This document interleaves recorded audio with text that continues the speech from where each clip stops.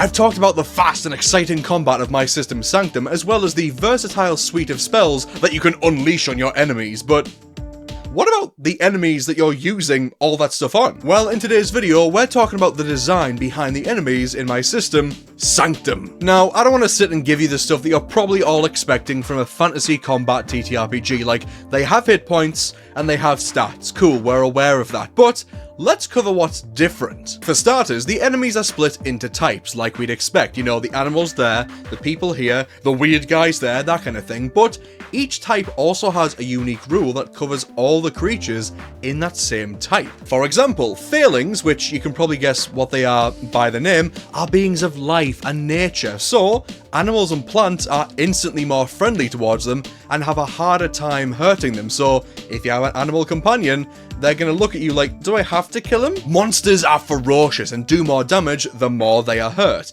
Elementals are harder to hit just because of their pure material forms, and eldritch entities can make you go mad when they are hurt. Then you have stuff like humanoids and animals, and because they're so varied, because there's so many animals in the animal kingdom, because there's so many people and how they act and what cultures they come from, that kind of thing, they don't really have a specific rule that goes with animals and humanoids. Instead, each of the stat blocks in those two types have an accompanying table, so you as the GM can roll on the table or just choose one of them to make that entity more like how you want them to be. For example, you could take the tiny animal stat block and then roll on the corresponding table and maybe get a bat or a cat, which will then tell you how to make a bat or a cat with the stat block and the corresponding result. And you can do the same thing with the humanoid stat blocks. They come with a humanoid table that corresponds with it, and it can help you make really diverse and interesting NPCs. And also, you don't just have to take the human result and put it on the human stat block.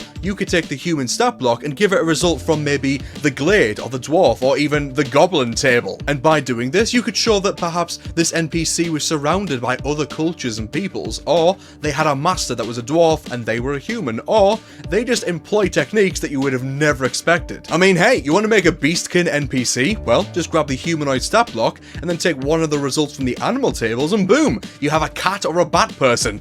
Go wild, furries. Also, as just a fun side note, Chimeras in Sanctum aren't just lion, dragon, goat head guys. Chimeras in Sanctum have a stat block, yes, but you roll on the animal tables multiple times to give you a 3-animal mix or a 2-animal mix for lesser chimeras. When you consider each of these unique entity rules for each of the categories of entity, and of course all these tables, it makes for super thematic, diverse, and surprising enemies to throw at your players. For example, in a playtest that I did, I rolled on the tables and then in the middle of the night, the PCs were attacked by a group of flying fish from the nearby river, as I rolled the raven and the fish results. Beyond these extra rules that give the entity a signature feel when fighting them, the layers that they inhabit also have an additional entry when rolling the dungeon die. And if you're sitting there wondering what even is that, you can watch this video here to learn all about it, but it's basically how the GM can roll a die when you're in a dungeon when enough ruckus has been caused by the players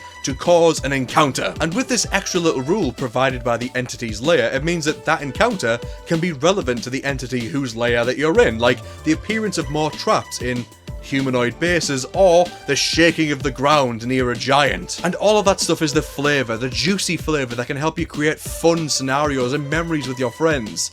But what about the mechanics of these guys? Well, I think the perfect way to display the mechanics is by comparing an enemy with a PC side by side. Here is a guard. In terms of all the things that you can fight in Sanctum, this guy is pretty easy, and also, here is a melee fighting PC who, for the sake of an even closer comparison, let's say he was also a guard at one point. On the player's turn, they can spend 2 action points to take the move action, so they can get within melee range of the guard, and then spend another 2 of these points to attack. Now, in Sanctum, how good you are at something determines what dice you roll. A d6 for being a novice, and a d12 for being a master, and a d8 for being trained, and a d10 for expertise. And let's say that our PC is actually spec'd into being good with their weapon, so they're gonna roll a d12 to attack. Then, they have to try and roll a 5 or higher to hit any enemy in the game, except for elementals. Remember that extra rule I said before? Well, Brian the Human Guard is not an elemental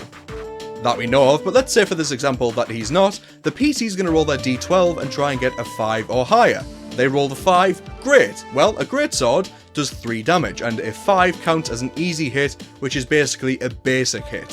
Higher results, medium, hard, and extreme hits would have dealt more damage, but with just a 5, that's going to be 3 damage with the greatsword. After moving and attacking, they're going to keep their last 2 action points so they can maybe retaliate or do something else with their reaction. So, it's the guard's turn.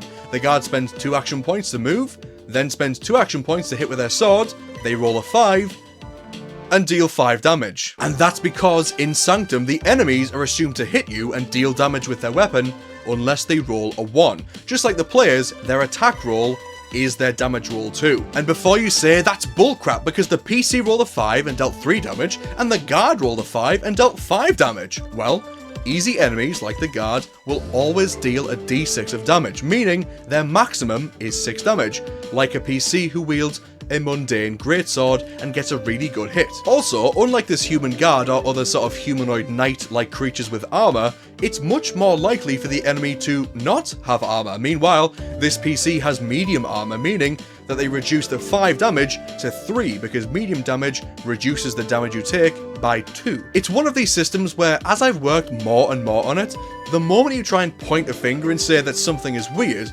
it's because, in the context of everything else which you'll get if you read it, it works really well to make things simple, fast-paced, and doesn't murder the math. Like, I haven't even mentioned yet that all you have to do is get the guard to roll with a bane, and suddenly their d6 of damage turns into a d4.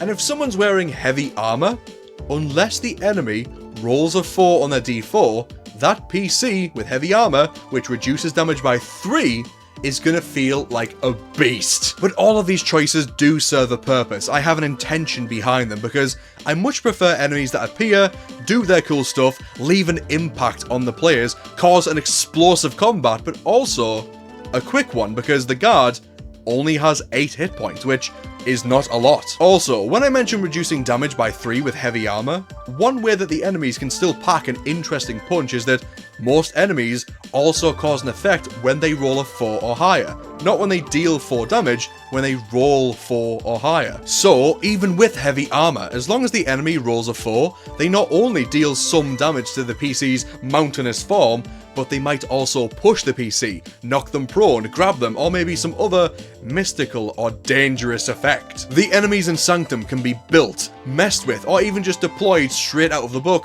to be interesting and weird for your players to experience. They result in quick and explosive combats where they pack a punch and leave with style. I've really tried to make Sanctum a game that's really fun to be a player in this system, because you have all these freedoms with how you build your character, but I didn't want to leave the GM out. So as the GM, you have all these freedoms to deploy super easy, customizable, and rewarding to use enemies. If you made it this far and want to hear more, then click subscribe. I'll be covering more concepts in Sanctum and other projects that I'm doing. Also, if you want to hear more regarding certain Sanctum topics, then let me know. Otherwise, click the playlist on screen to hear more about character creation, dungeon crawling, and super fast combat in my upcoming system, Sanctum. I love you all, and I'll see you next time.